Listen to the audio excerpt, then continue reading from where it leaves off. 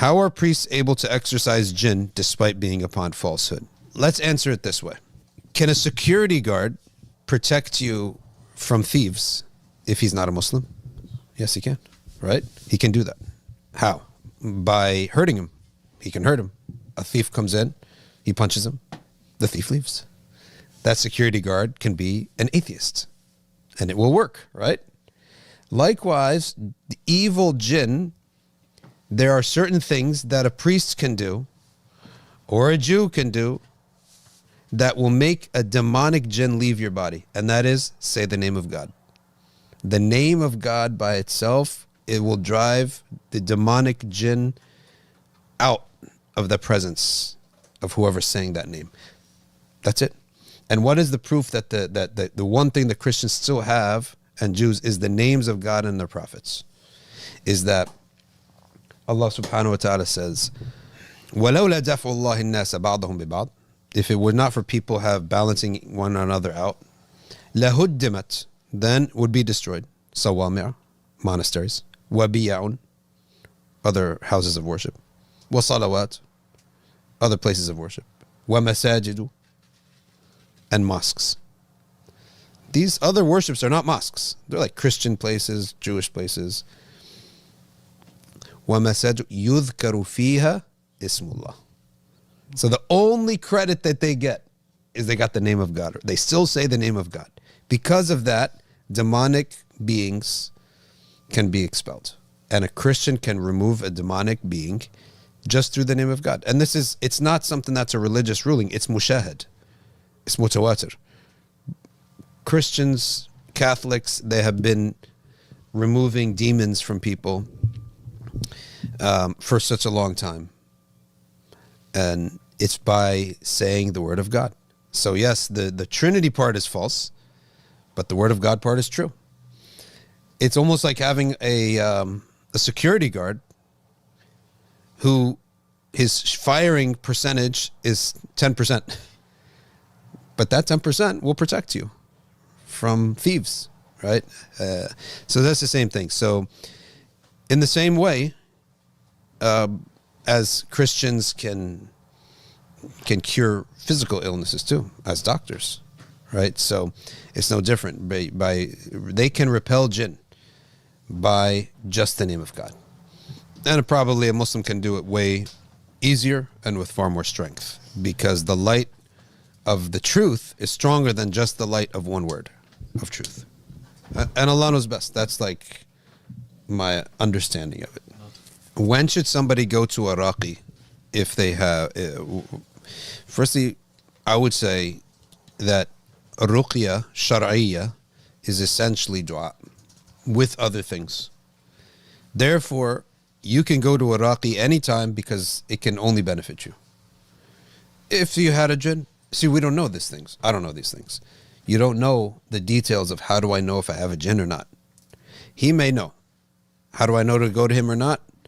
You have to see if he's a trustworthy sheikh who operates by Sharia. It's a new thing that is obligatory.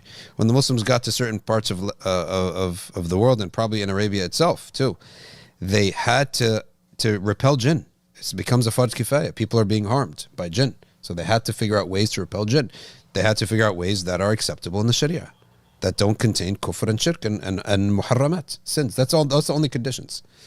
Right? So if he follows these rules and he has a track record that he can help people, then he may do it, and he may charge people too. A raqi can charge you too. It's a profession. If Abu Sa'id al-Khudri did ruqyah on a mushrik who was not a harbi, there was no war between them, and he recited al-Fatiha and would spit on the place of the man's poison, where he was poisoned, and the man was cured. So Abu Sa'id al-Khudri says, now you had rejected us as your guests on this rainy night, and so he took an ujra for it.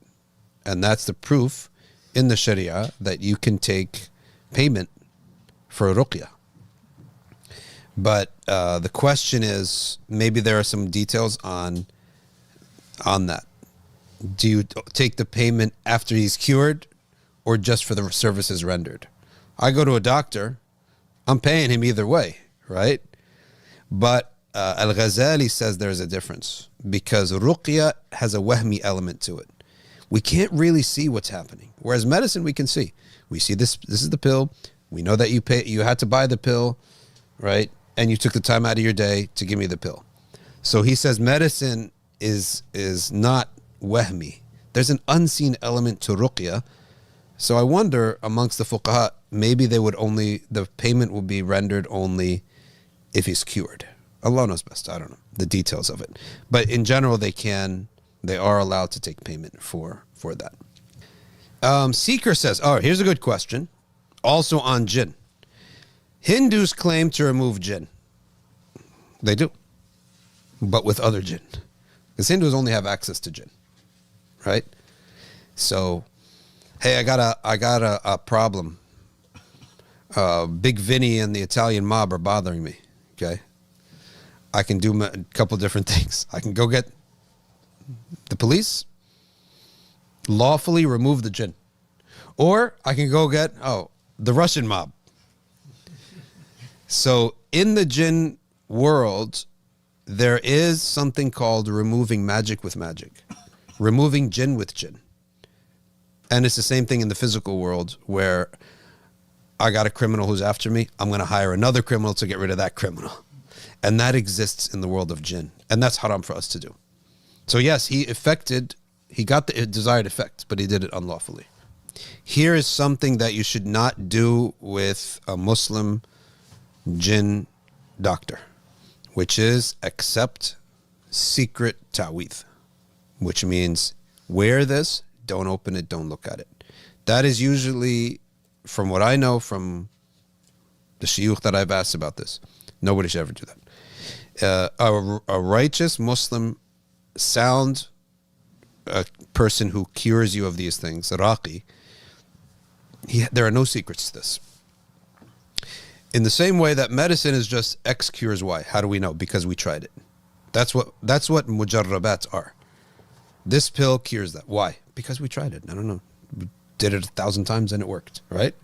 It's the same thing. So there's no secrets in it. So if he says, take this and wear it, you should be able to ask him, what is it? And why would I wear it? Why would I hang it in my room? Why would I do this, that, and the other? And so you should be hesitant when somebody says, take this, wear it, and don't open it.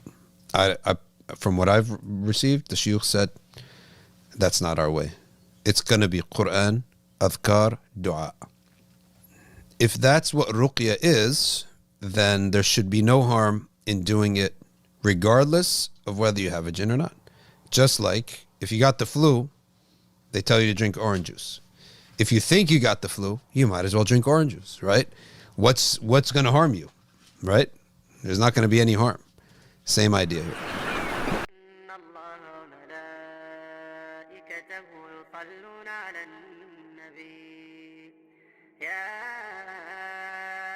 الذين آمنوا صلوا عليه وسلموا تسليما